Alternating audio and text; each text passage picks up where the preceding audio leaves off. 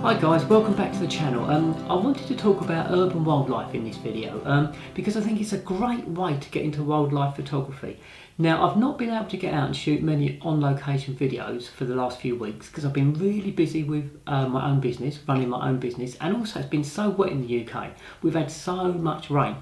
But I will be getting out and doing lots more on-location videos in the near future. So today, I'm talking from the comfort of my conservatory. Now, the reason, as I say, I think urban wildlife is a great place to start when you're getting into wildlife photography is because they're used to people. They're, you could say, habituated to people. Now, the animals are still wild, but it just means you can get closer to them without having to have full camo or taking a portable hide or sitting in a hide. So it gives you extra options. And I was at Richmond Park a few weeks ago running some workshops, and my last video was on photographing red deer.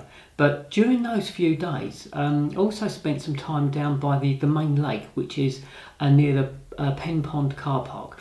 And there's so much bird life down there. And as I say, you can get closer to it because they're used to people. Now, if you look at these shots coming up, they're pictures of a great crested grebe. Now, I love great crested grebes. They're fantastic birds to photograph. But normally out in the countryside, you know, a lake that's sort of out right in the countryside, they're very, very hard to get close to. They're so nervous, great crested grebes. But in Richmond Park, as long as you're careful, they'll come much closer to you. And if you look at this this shot of a grebe, now I was on the bank of the lake, and again you need to stay in position and use some field craft. You know, if you go sort of moving as close as you can to these grebes quickly and head straight for them, they are going to move off. Maybe not as quickly as if you were in a lake in the countryside, but they'll still move away. So the best approach is to find a spot, be really quiet, get down low and just wait for the grebes to come to you. So there is a degree of field craft, it's just not as hard as if you were out in the wild. As I've already mentioned, I was sitting on the bank of the lake just seeing what was going to turn up, and in the distance there was a couple of great crested grebes, and one of them came closer and closer. So I stayed really still, and that's the key thing, don't move around too much. I was sitting down low, and it just started fishing in front of me. Now, as I say, generally you probably wouldn't get that on a lake out in the countryside, but because it's sort of used to people, these animals are a bit more confident. Now, if I'd have made a fast movement or a sudden movement or tried to move towards it, it would have just disappeared again. So you have to be still, and that's the key thing. And as I say, it pottered around fishing for a good few minutes, and then it dived down and came up with a fish, and that was great to see. And I got some lovely stills and a little bit of footage. And I saw that on two different days actually. So I got a little bit of footage on one day, and I got stills on the next day.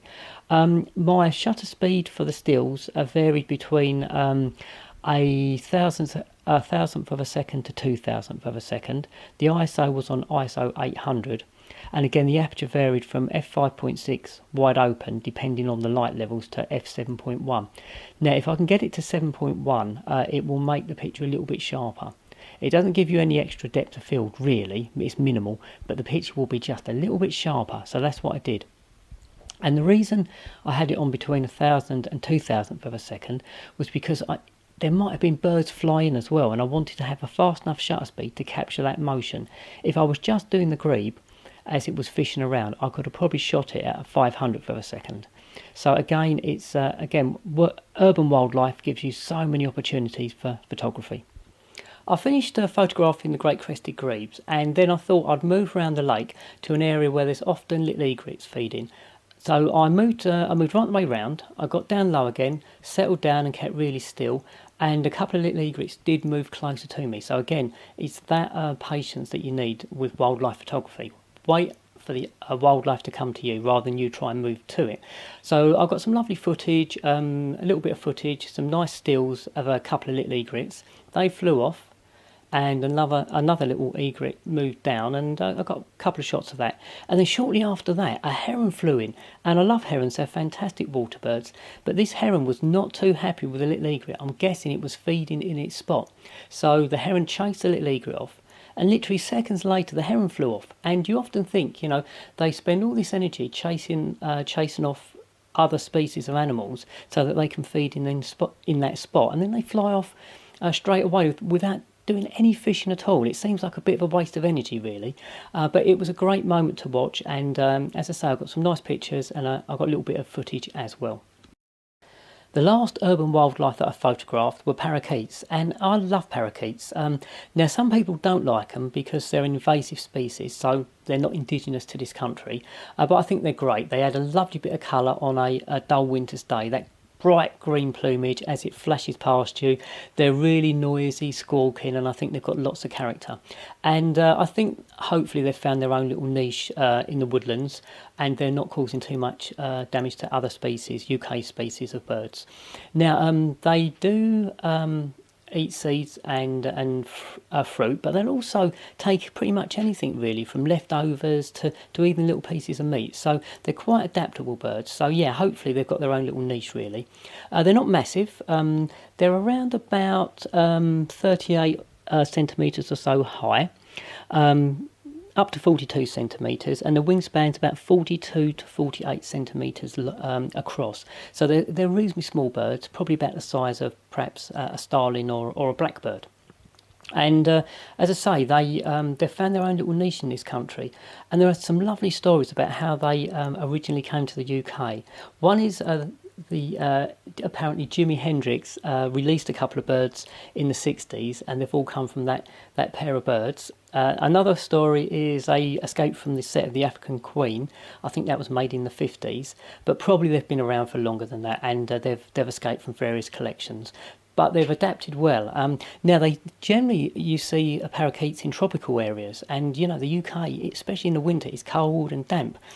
But after doing a little bit of research, it turns out that they originated from the foothills of the Himalayas. So they're well used to slightly chilly, damp conditions. So I think they've made a really great home in this country. And I've got some great stills of the parakeets in and around the lake. So I've got stills from the trees around the lake, and also they were coming down to drink quite often as well, and that was really nice because they were coming in and out, flapping their wings in, and I got some nice sort of flight shots as well. So all in all, I had a fantastic time up at Richmond Park.